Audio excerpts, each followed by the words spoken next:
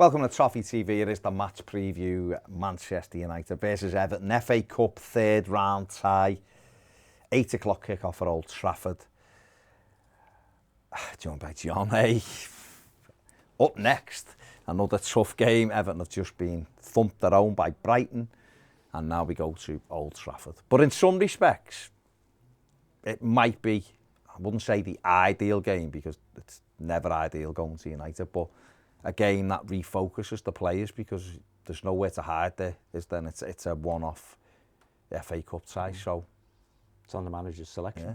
Yeah. It really is. I mean, we could have sat, I don't know whether we did or we didn't, but we could have sat here and everybody expected, after the disappointing outcome against Wolves, we're going to City to get thrashed. And we've had an even more disappointing time against Brighton. Yeah. And most people will expect us to go to United to get thrashed. And I just think if they get the right strategy, system, call it what you will, which is fundamentally what we did at City, frustrate them, we'll get a chance, right? And who knows what can happen. And if you get to 90 minutes, it's who's got the balls, take penalties. So let's see. I mean, I don't know your view is that we done by half time, but... I just think the way... If he plays 5 at the back, then I think Everton will be more inclined to be able to cope with your Manchester United. And narrow. In terms of keep it nice and compact. Yeah. If we go... compact's a better word than narrow. Well, if we go and do what we did the other night against Brighton, right. it will be done at half time. That's what I mean. It's on the manager's selection. And they'll run into it, won't they? There's no doubt whatsoever Dwight McNeil will not start. You don't think he will? No.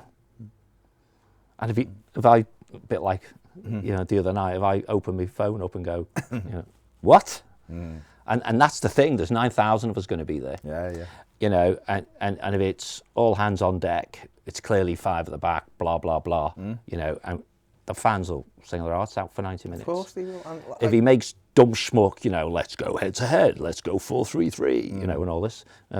Gordon's not going to be playing, so then he could get a bit dirty in the away end. Because the focus might go elsewhere. Yeah, I mean, Onana will be back, won't he? He's back off the suspension. Yeah. So he'll be back into the midfield. Yeah, but again, he's got to be in the right role. But again, and that's where, if it was me, I'd play 3-5-2 or 5-3-2, it'll be away from home. Obviously, we've lost Nathan Patterson, so Seamus will come in. Yeah. Seamus quite clearly can't run up and down all day long, but he'll try to get forward at times. Have Damari Gray off Dominic Calvert-Lewin. Gray got another goal, albeit a penalty against Brighton, scored at City, so he'll be feeling good about it. He was looking after his stats, wasn't he? Yeah, but listen, goals keep the confidence up. Of course they do. He's our top scorer, 5 goals, so, Yeah. And have Gay with Onana, sit them in front and have a Wobie running around in front of them.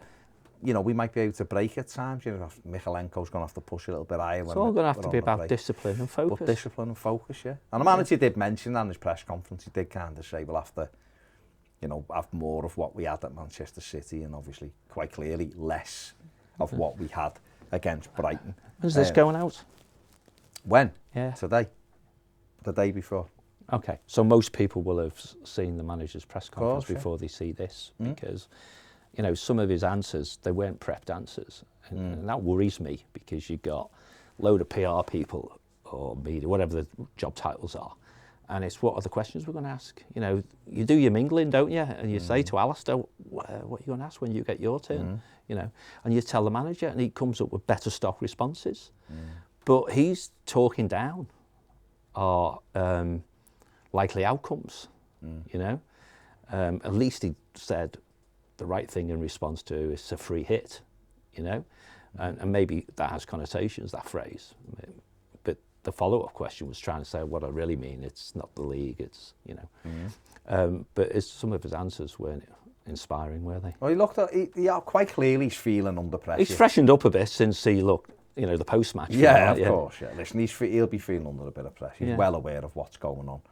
And sometimes it's confidence in your squad, isn't it? You look at your squad and you think, what do we do? He just needs a positive result, and it'll be a difficult place to go and get one. Manchester United are coming into a bit of form. Ten Hag seems to have getting across more of what he wants to do.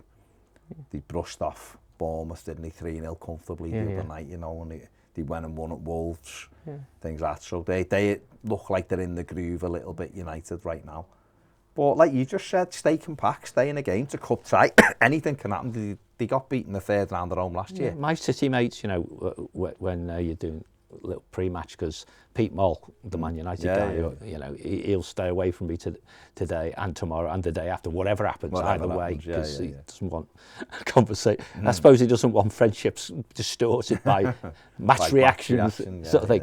But, you know, my City pre-match, City mates were very much, you always turn up at our place. So we've lost 10 in a row, but you always turn up. And it has to be where you turn up. You know, they've got some professional pride, but that professional pride should be there as a matter of course, you know. But, yeah, I can't believe an Arna one man will make a big difference. But then the manager made it more than one man, didn't he, when he changed the system. So surely, you know, some of his press conference sounded like he'd either been watching Toffee TV or listening to fans or a bit of both. And, of course, I mean, you guys were talking about on the live show just then, the media are getting brave now. Can't ban all of them. You know what I mean? This, you know, a bit like campaigners who say, oh, we want to keep our names secret because they'll ban us or something. Journalists have lived with that, particularly the local ones, you know. But now it's, talk about a free hit. We've made ourselves a free hit, haven't we? I think the thing about so McNulty and King and Shearer, Ian Wright, Stubbs, blah, blah, blah. They're all thinking, you know, I could actually tell the truth because they can't ban all of us.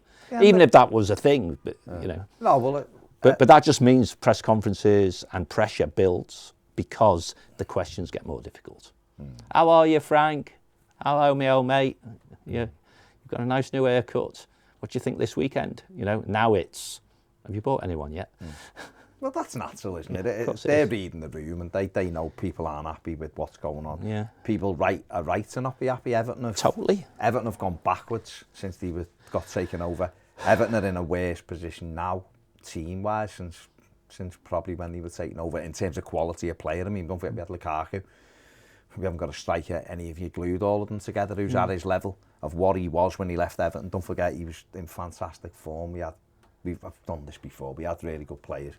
The quality has ebbed away, despite having a huge amount of money to spend, and that's shocking. And for it to have no changes higher up, like real change. I mean, I'm talking about people coming in externally, not promoting. We've talked about that many times on the biz stuff about making the board stronger, you know, and you talk about, you know, well, Michael Ball a few minutes ago, you know, 5 days. Well, haven't we got anyone yet? Okay. And we talk about it on the biz probably because it's not really a match preview thing. No. But it's not rocket science to follow best practice. And if they don't know what best practice is, then some of the things that go on are not a surprise. Because most fans, and if the same applies to the playing side, we assume the worst.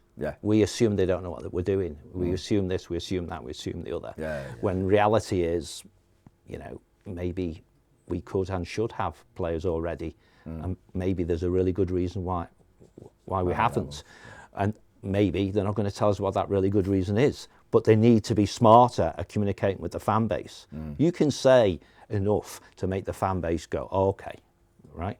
Without this, they seem to have a binary view that you're asking us to tell you stuff we shouldn't tell you, therefore we'll tell you nothing. You know? And the manager, I don't think, was adequately prepped for that press conference. So that's just my view. So. But back to this, it's all down to where his head is. Well, let's have a look. This is Everton's lineup against Brighton. Obviously, the 4-3-3. We know really should straight see away the one there's against no City, Nathan Patterson. We know he's not going to be involved. Right. He's out for 6 weeks. Tom Davies, I imagine, will drop back out for Onana. I imagine Dwight McNeil will drop out for Ben Godfrey. And Seamus Coleman coming for Patterson. And I think that's probably how Everton will line up. If we have a look at Manchester United, how they lined up in their last game, a 4-3-3 also. Obviously, De Gea in goal, Wan-Bissaka, Harry Maguire, Lindelof and Shaw, Casemiro, Eriksen and Donny van der Beek played. And then they had Bruno Fernandes, Marcus Rashford and Anthony Martial. through the middle. They did make a couple of changes. I imagine they'll make a couple more changes back tomorrow. I've not been watching them. Is that their middle three? Is that? Well, Fred's in there, isn't he? That's what I mean. He'll come back if he's fit, and they've got Man United. They've got options. It'll be Van der Beek who goes out, would he? Van der Beek, I imagine, back out. Let's have a look at the player we've identified as the danger man of this match. He's purple at the moment, isn't he? Yeah. He is 17 games, 7 goals, 3 assists, averages 2.4 shots per game. He's a great footballer, a great fella as well. And Everton will have to be on the guard with him because he's quick, he's bright, he's a threat from set plays as well. And they've got that threat, haven't they? They've got Christian Eriksen, who normally has a good game against Everton. Bruno Fernandes, another one who's a real threat. He likes us. And he likes a goal against Everton. So we're going to have to be on our mettle defensively. And when we do attack, we're going to have to take whatever opportunities come our way and hope that we produce another Manchester City. See, I don't know. Performance. Yeah, I don't know Ten Hag particularly as a manager. I do wonder, particularly the noise that's going on in recent games, which makes City look the outlier. Whether he thinks I can rest some of these boys, right? Because top 4 is what he really wants, I would imagine. So there may be a little glint of an opportunity there. Maybe he doesn't bring Fred in. Maybe he leaves Van der Beek in there. Maybe. Rashford may be on the bench, bring him on when I need him, that sort of thing. But hey, we'll know at you'll know at 7 o'clock how strong. By which time we'll be in the ground. And for them, it's momentum. For United, they're on a good run now. They are on a good run. Keep that momentum going. Everything else builds, doesn't it? Of course it does. For Everton, it's stay compact. Take your opportunities when you get them. And who knows, when United, like I said before, United, I think Middlesbrough beat them in the third round last year, I think, at home. But they are generally a good cup side as well. If they've knocked us out, of course, in this competition before, so we'll have to. We've knocked them out before. We'll have to just listen. It's an FA Cup. It's a one-off. Let's have an Oviedo moment, eh? Well, it'd be lovely. There you go. Let us know what you think in the comments section below. It's a very tough FA Cup third round tie for Everton against the good United side who are getting better. So let's see what happens. Can Everton do it? Can Frank Lampard, get a little bit of momentum going after a couple of really poor home defeats and start off our own little run? Let us know in the comment section, or give the video a thumbs up, subscribe if you haven't, and if you want to become a Toffee TV Premier member, the link is in the description and the QR code is on the screen now. Thanks for watching. See you later.